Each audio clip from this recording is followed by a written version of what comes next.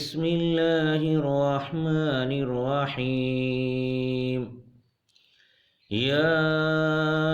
أيها المزمل قم الليل إلا قليلا نصفه أو انقص منه قليلا أو زد عليه ورتل القرآن ترتيلا إنا سنلقي عليك قولا ثقيلا إن ناشئة الليل هي أشد وطئا وأقوم قيلا إن لك في النهار سبحا طويلا واذكر اسم ربك وتبتل إليه تبتيلا رب المشرق والمغرب لا إله إلا هو فاتخذه وكيلا واصبر على ما يقولون واهجرهم هجرا جميلا وذرني والمكذبين أولي النعمة ومهلهم قليلا إن لدينا أنكالا وجحيما وطعاما ذا غصة وعذابا أليما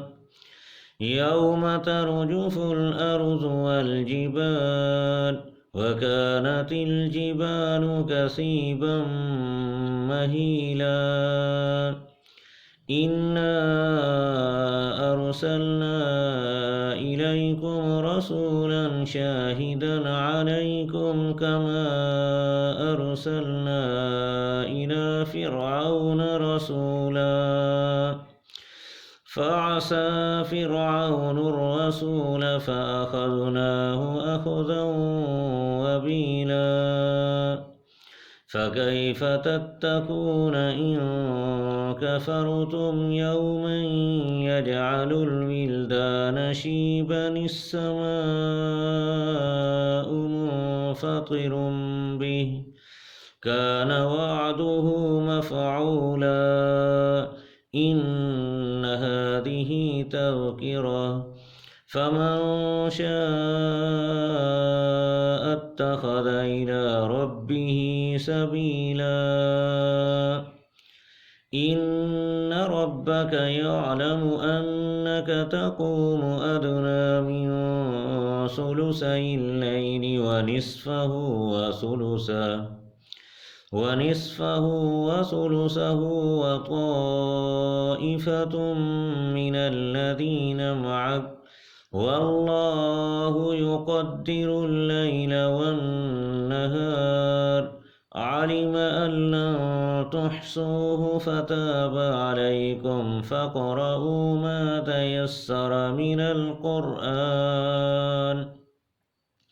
علم أن سيكون منكم مرضى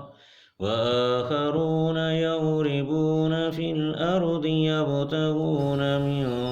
فضل الله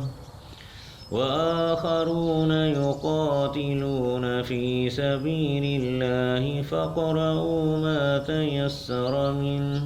وأقيموا الصلاة وآتوا الزكاة وأقرضوا الله قرضا حسنا وما تقدموا لأنفسكم من خير